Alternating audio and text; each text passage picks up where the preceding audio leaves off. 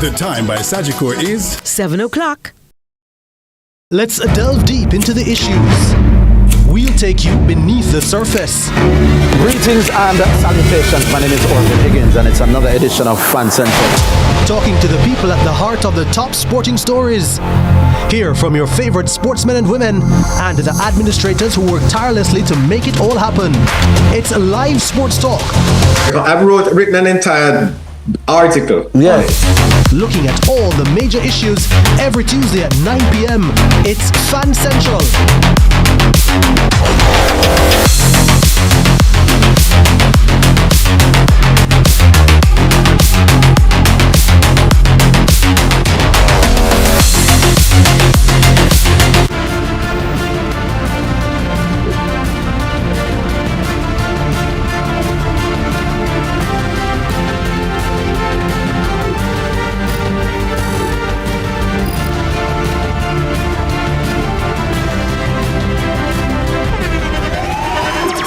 The internationally acclaimed On Stage with Winfred Williams. At a new time, Saturdays at 8 p.m. on CVM TV. So much more than entertainment.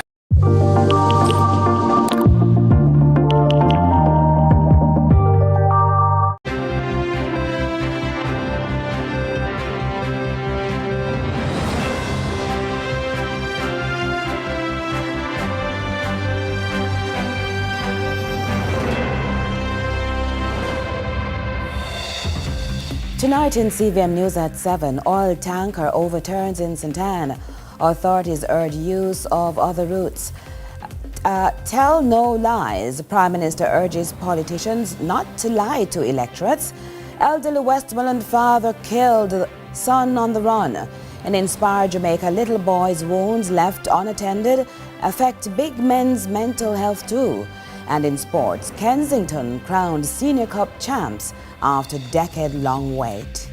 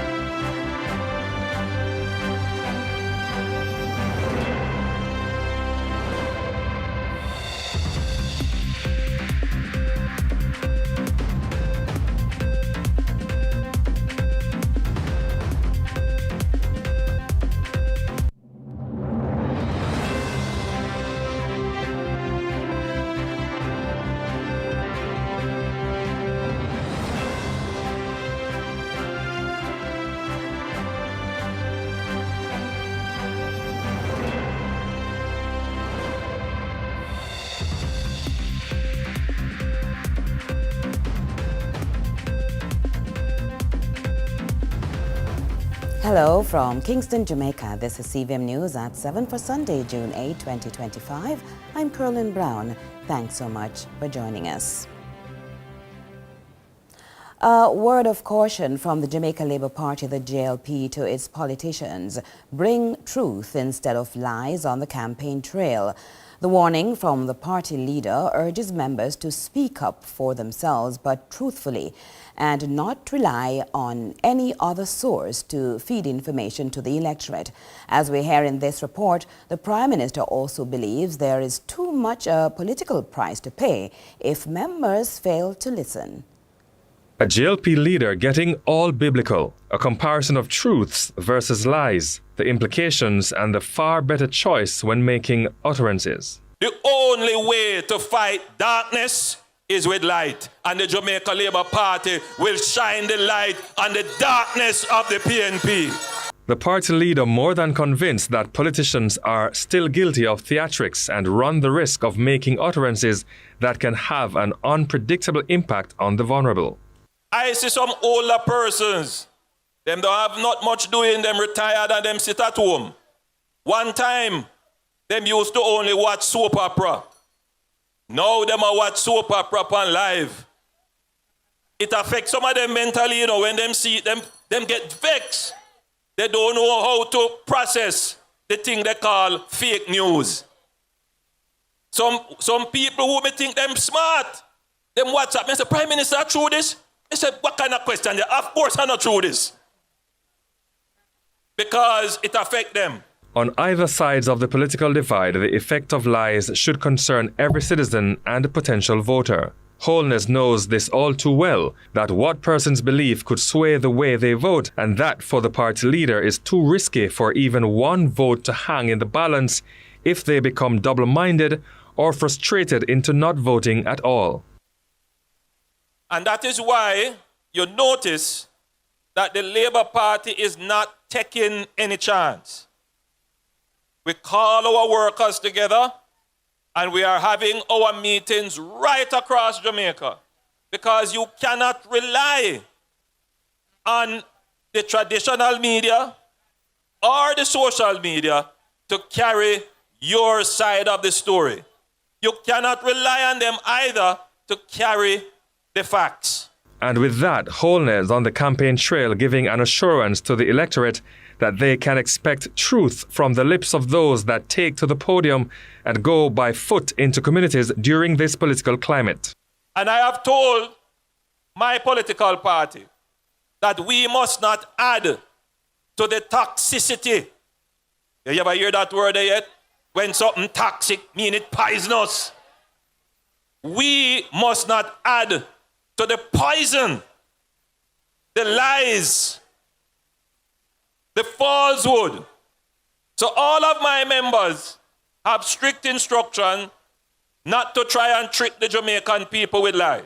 Mr. Holness charged the members to instead use their achievements as a means to secure the votes instead of empty promises and baseless misleading information. And that is why we have to have our meetings all across Jamaica. All our ministers, all our MPs, that is the task that they have. Counter the lies with truth. No need, he says, to run the risk of discrediting the party when they can easily point to achievements which he believes is safe to run with. The reason why, we take this view is that we have too many achievements to go and manufacture a lie. We don't have to manufacture a lie. We don't have to come to you and give no propaganda. We have achieved so much as a government. No other government in the history of Jamaica can go to an election and face the people with achievements. No other government. It's left to be seen if the members will be compliant. Damon Phillips, CVM News. And there's good news for local farmers. Speaking to residents of Trelawney this weekend, the Prime Minister said farmers in yam-producing areas can expect to see a new industry emerge to increase value added. In making the announcement, the Prime Minister explained the plan is to tap into new markets to export local ground provisions, which will yield a significant revenue for the country and place more money into the pockets of farmers. Right now, there is a big market globally for something that they call new foods, functional foods, or you might hear them say healthy foods. Yam is a healthy food. Sweet potato, healthy food. Chocho, healthy food. We can grow them here in the volumes that are needed for processing. That is where the money is. So we are growing them in their primary state. We cut off the bottom and the top, we wash it off, and we export it. But we need to start processing them here into different forms and in different functional ways so that people can use them in other ways than they normally would. And what I have given the instruction to the Minister of Agriculture to do is to develop a plan, to develop a processing plant here, to introduce new technologies into the agriculture sector here, into the farming of yams and other tubers, and then to take those and process them into new products that meet the new emerging markets. Meanwhile, the Minister with responsibility for works, Robert Morgan, says the government is taking a special interest in roads within the Trelawney Northern constituency. The ministry is reportedly aiming to fix roads in key areas as benefiting thousands. Trelawney Northern reportedly has the distinction of having the highest road density in Jamaica with 700 kilometers of roads. According to Minister with responsibility for works, Robert Morgan, the roads in this constituency have been neglected for decades, a cycle he contends that will now be broken through ongoing repairs. Many persons are benefiting from this simple repair that some persons from outside may look at it and say it's simple, but it is an artery that is connecting numerous communities, schools, churches. Just beside us, you see new housing developments taking place. You can see trucks with aggregate and various hardware material. Construction is booming in this section of Trelawney, which is what roads do. Minister Morgan will also be visiting several constituencies to assess the state of roads. This, as he assures, the level of neglect of roads in Jamaica is being discussed at the highest level within the government. I think part of the reason why we're here is to get a first-hand look at the situation in the constituency. Roads open up communities for investment and development. And we're very happy that the people of this community, the over 15,000 people, are benefiting from this road, and it is actually changing and improving their lives. This is what good governance is about. This is what good government is about. This is what choosing Jamaica is about. And in attempting to reassure concerned residents, he says while the ministry cannot attend to these roads immediately, assistance is coming in the near future. We're already fixing 78 roads as we speak. By September, we should be fixing about 146 of them. And we would have finished, we have already finished about 13 of the 70 odd. And by September, we would have finished probably about 100 of the 146. So people can be rest assured, help is coming. Your roads are being repaired, not just at the local level, but as you can see from this, also at the national level with main roads. Nika Lewis, CVM News. To all the news, information and communications technology ICT company Flow has rebranded itself with a new rhythm campaign geared towards infusing the island's culture with technology. Here's more from Adrian Williams. With the ancestral sounds of drums beating, telecommunications company Flow has launched its new Keep Your Rhythm Flowing campaign amid the recent evolution of its parent company Cable and Wireless Jamaica to Liberty Caribbean. Vice President and General Manager for Flow Jamaica, Stephen Price, says the Flow brand will remain as they continue their efforts to merge Jamaican culture with continued upgrades in telecoms technology. Our repositioning is not just about selling another plan or service. That's not who we are. It's about blending culture and technology in a way that feels real, powerful, and uniquely Jamaican. It's about something bigger and deeper. And you will see it manifested in our exclusive deals and rewards for loyal customers. Those that have remained with us through every storm, literally every storm buried last year, right? And through every victory. Price highlights that everything is not where they would like them to be, but they are committed to continue the journey.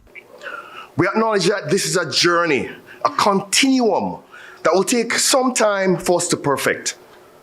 But we have embraced the latest technology tools and systems, and we're working to refine them based on the needs of our customers. Head of Marketing Latoya Lawrence made clear the company's three major objectives. One, unbeatable prices and exclusive deals. You'd have already seen what we're doing with our loyalty movement. I like to say, do this and beat we.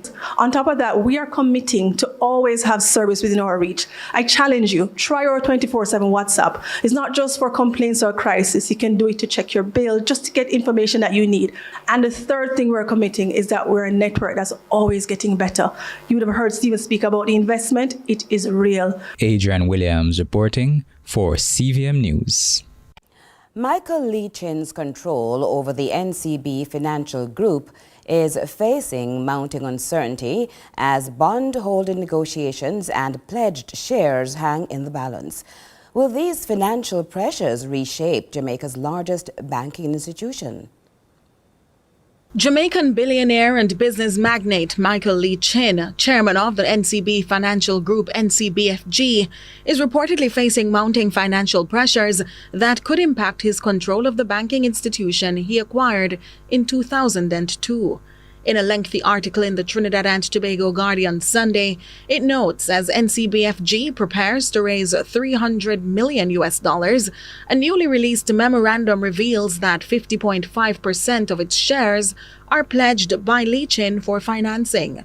His investment entities, AIC Barbados Limited and Portland Barbados Limited, have been navigating bondholder negotiations since last year. AIC has been offloading shares on the Jamaica Stock Exchange, selling over 53.99 million shares since June 2023, raising $3 billion Jamaican dollars, or just over $20.19 million. Meanwhile, Portland has struggled to secure bond extensions, with a US $10.49 million bond failing to get approval for an extension through October 2027. And more meetings scheduled for June 10 to 11 to address ongoing obligations. According to the June 4 offering memorandum, some of these bonds are delinquent, and if bondholders enforce security interests, Lee Chin could lose control of NCBFG without shareholder consent. Additionally, NCB's FG's services agreement with Lee Chin's AIC Global Holdings Inc., worth $4.8 million annually, is set to conclude in July 2025, with contractual payments settled but future engagement terms still under negotiation. NCBFG also saw the expiration of its sale agreement for a 30.2% stake in Bermuda-based Clarion Group, meaning the bank could now acquire an additional 17.92% stake, valued at approximately $20 million. Investors continue to monitor these developments closely as the future of Jamaica's largest financial institution hangs in the balance. The St. Catherine North Police have confirmed 2 of 4 men listed as persons of interest are now in custody in relation to a double shooting resulting in a fatality Friday night. The victim has been identified as 18-year-old Sondre Walker. The incident occurred on Taylor Lane in Spanish Town. SSP Nicholson is encouraging anyone with information on the others as well as on the incident to come forward. Otherwise called Haitian, who is from a Garden Pen address. Jamari Daly, otherwise called Jalen, of a Diamond Avenue, Ensom City address. Shane Love, otherwise called Half a Dog, of a Garden Pen address. Andre McDonald, otherwise called Babu Boy, of a Garden Pen address. Now these men, we are asking them to report to the Spanish Town CIB by 6 p.m. today, Saturday, June 7th, 2025. We also ask anyone who can assist us with this investigation to contact the Spanish Town CIB at 876-984-2305. The police are advising the public not to enter the North-South Highway Miami Bay Toll Plaza as a gas truck has overturned in the vicinity of the toll booth. The incident has resulted in oil spillage on the roadway and it is now causing major delays. We will continue right after this. Do stay with us.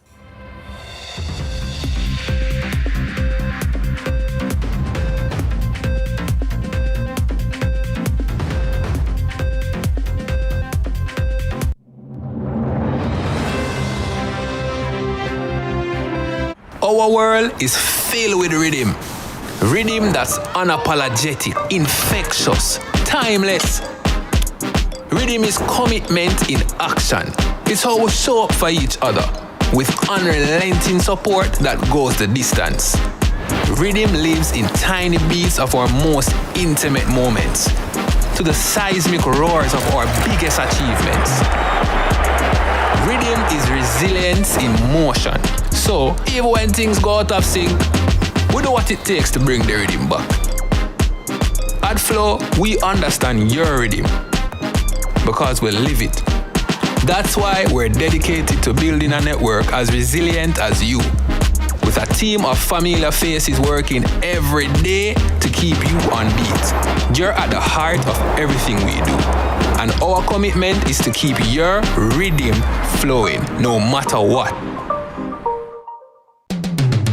Jamaica, the Reggae Boys are on the road to the 2026 World Cup. On Tuesday, June 10 at 6 p.m., we converge on the National Stadium as Jamaica battles Guatemala in World Cup qualifiers. Let's bring the noise for the boys and fill up the office. Admission, bleachers, $1,500. Grandstand, $5,500. VIP, $10,000. Get your tickets now at jff.corporate.com or visit the JFF on Instagram. June 10, come make noise for the boys. And it's Cozy Bar, Ray Nephew, Stuart Auto, St. Mary's Snacks, Just Bet, Powerade, True Shake, and Water. I always said I wanted to be one of the best players in the world. I've been saying this for a long time. I don't know if I'm ever going to be, but it was the first time Jamaicans were going to see me play. I couldn't even believe it myself. And when the national anthem was playing, I almost felt like I wanted to cry. When I was younger, I used to like Thierry Henry and Ronaldinho a lot. Especially Ronaldinho though, because Ronaldinho used to be flary. And I used to say, yo, I want to be flary like that. Yeah. So maybe that's why I'm a dribbler. Yeah.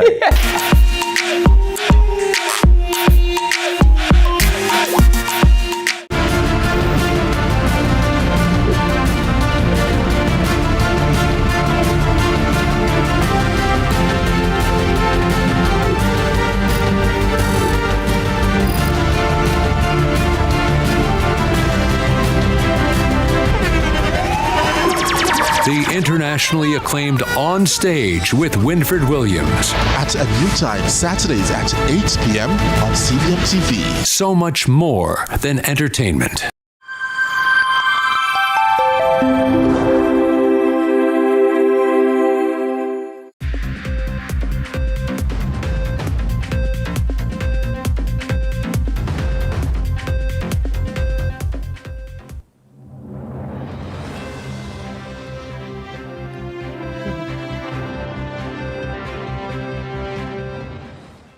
Welcome back. Thanks so much for staying with us. The Montego Bay Chamber of Commerce is expressing jubilation over the spin-off effects of a reduced crime rate in St. James. The head of the chamber is optimistic about future growth and development with a noticeable increase in business activity and upgrades to travel advisory ratings. The Jamaica Constabulary Force, JCF, is reporting that the crime rate in the second city is continuing on a downward trend. For the Montego Bay Chamber of Commerce president, stakeholders are pleased with the effects of that reality. So we've started to feel the effects. We've been feeling the effects of people coming out more, consumer confidence, of people opening businesses a little later. You know, starting to see things like corner bars open back, people having, energies on the side of the road that they would be afraid of maybe a drive-by shooting or some random act of violence. You're starting to see families roll out. We have, of course, Harmony Beach Park here in Mobay. And if you go in there and any evening, you see families walking through, eating ice cream, kids playing. Time pass, you wouldn't have that.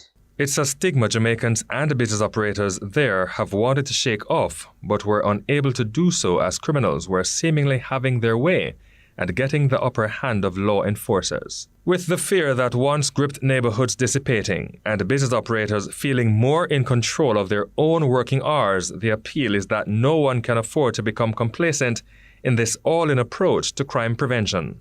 For a while now, we've been hearing Jamaica is the most murderous country in the world. Montego Bay is the most murderous city in the Caribbean. And all in all, you're getting this kind of beat-down feeling that things not going well, and whether Jamaica can come back is unknown. To be in a city now that had, I think to date, it was 22 murders to date, and now to only have, one last month is, you're going in the right direction. A collaborative effort, the Chamber President underscores, cannot go unnoticed. But while the police are now getting the commendation they have long sought, they have committed to being vigilant with or without praise. And it's a culmination of many agencies, a culmination of community policing, is a culmination of the community at large, business owners. But the catalyst for me was when the government took it serious. You felt the day when the government of Jamaica drew a line and said enough is enough. And automatically we started to get SOEs, ZOZOs in place. And you felt the seriousness. You really felt that if you're a criminal in Jamaica, you would be uncomfortable. If you're a criminal in Montego Bay, for sure, you are uncomfortable. And so, a peace of mind for not just Jamaicans, but also visitors to the island, many of whom plan their trips based on travel advisories issued by their respective governments. Feeling like the government care, you feel like the police force care, and then it spreads. Now you realize that the US picked that up and say, well, things are different in Jamaica. We need to change the way we interact with Jamaicans and the government of Jamaica. So, of course, rightfully so, we got the upgrading to a 2 travel advisory. And coming from a 3, that's a big deal. I think anything past this is recommended that you go to Jamaica. So, where we are now, sky is the limit. And we applaud the government, we applaud the JCF. And right now in Mobay, we're jubilant. Damon Phillips, CVM News. Now, there's a call for action during this month of June and moving beyond for more attention to be paid to the mental health of our men. The reminder, don't leave out the boys who are tomorrow's men. And with that in mind, Inspire Jamaica begins a series focusing on the hard truth, not the individuals whose identity we will disguise. Reach out and touch somebody's hand. Make this world a better place if you can. I just wanna speak the name of Jesus. I think we have 30. Till every dark addiction starts to break. Declaring there is hope and there is freedom. I speak Jesus. Does this help you to stay calm and to focus? Is this something you look forward to doing? Yeah. Just keep it active. Keep your muscle moving. What could be calming about collecting eggs or even singing for that matter in a coop full of laying hens? Well, it has meant so much for this youngster who is on a path to reclaim the emotional stability he lost as a boy. I lost mom at age 10, so it was me and dad and my sister. My sister moved to Kingston and I come to Kingston and she started taking care of me. So she mostly take care of me. How much older than you was the sister? She about 4 years older than me. How was that for you? Did that affect you? Oh yeah, it affected me a lot, yeah. Waking up every day, think mom is gonna return or she, looking for some, and it's not there, then you start to get upset, break out into tears, and yeah, it was chaos. Research suggests girls and boys may respond differently to grief and trauma. However, regardless of the noted differences, research also shows it's important to avoid drawing conclusions based on gender stereotypes. You get a lot of dreams, like you wake up, and when you wake up, she's not there. I say, oh, it's just a dream. Just a dream. Yeah. You were close to your mommy. Yeah. So right through school, coming up, all yeah, and she wasn't there to see me go through high school. I passed for my favorite school. And no mommy. No mom. And she used to taught me well, so teach me the things, the book and the stuff. And I passed out, and she was not there. You feel. She was even there to see me graduate. Oh, I was like, oh. Held on to that loss. Yeah. At what age were you diagnosed? Huh? At what age then did they say you need help? At age 23, I was diagnosed with smoking marijuana. They say I need to stop smoking so many marijuana because it cause chemical imbalance in your brain and stuff like that. And so yeah, schizophrenic. So they started treating me for the drug. Did you believe when they told you? Not at first. What made you believe?